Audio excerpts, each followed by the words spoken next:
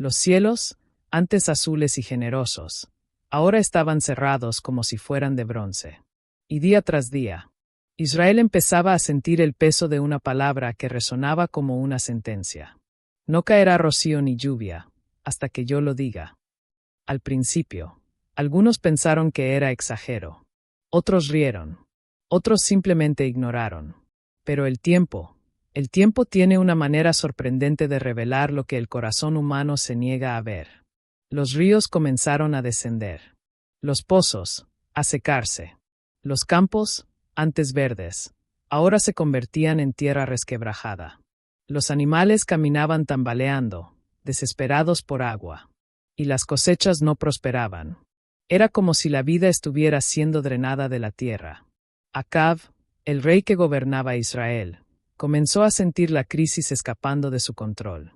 El pueblo exigía respuestas. Los consejeros murmuraban. Los sacerdotes de Baal prometían soluciones, pero nada cambiaba. Y, en medio de todo aquel caos, un nombre empezaba a repetirse en todas partes. Elías, el profeta que había anunciado la sequía. El hombre que nadie lograba encontrar.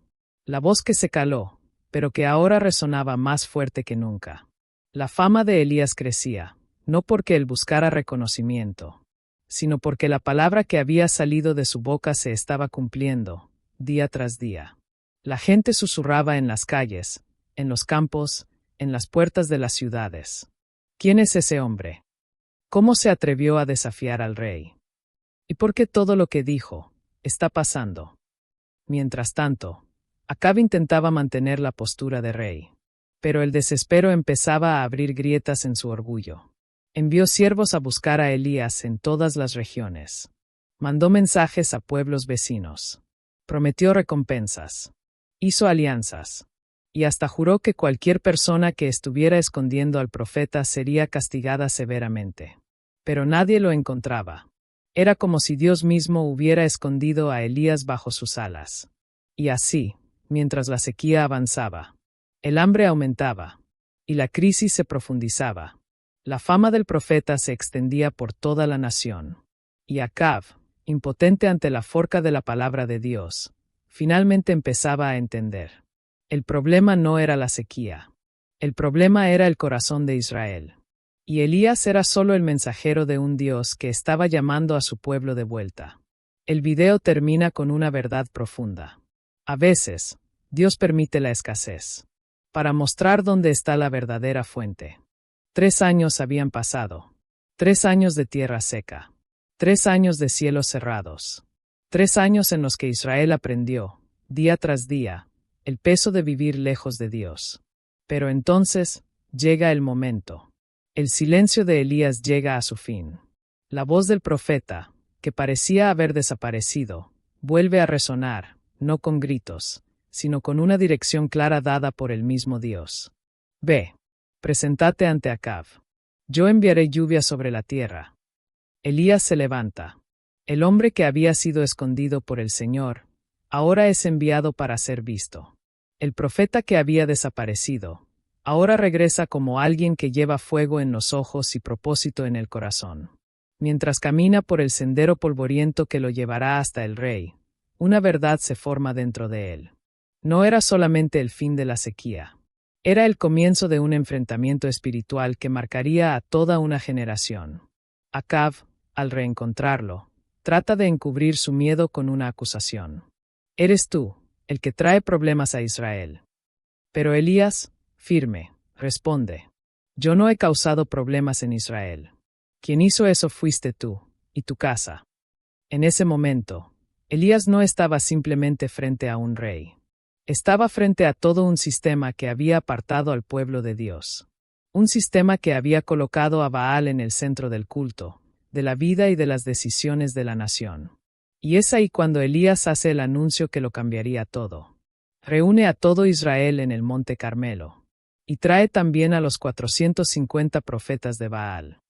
No era solo una invitación. Era un desafío. Era un llamado al enfrentamiento. Era un momento decisivo donde el pueblo vería, con sus propios ojos, quién era el Dios verdadero. Los rumores se esparcen rápido. Las aldeas comentan. Los viajeros difunden la noticia. La expectativa crece. Todo Israel empieza a subir el monte.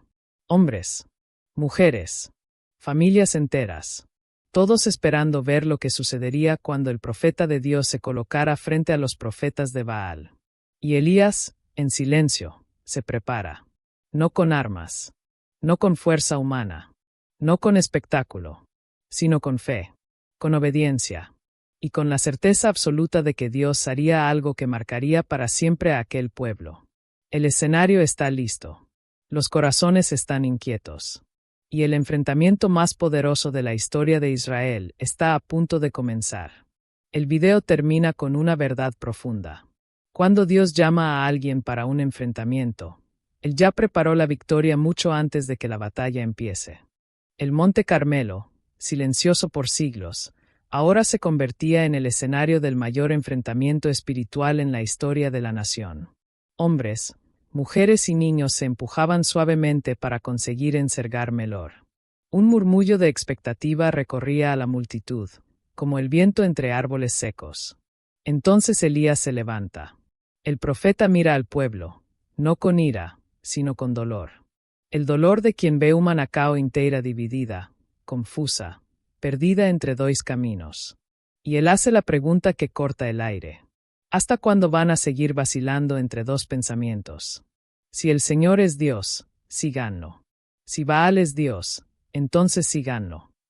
El silencio que sigue es pesado. Un silencio que revela el corazón indeciso de Israel. Entonces Elías propone el desafío. Traigan 2 novillos. Los profetas de Baal escogen uno, y yo me quedo con el otro. Ellos preparan su altar, yo preparo el mío.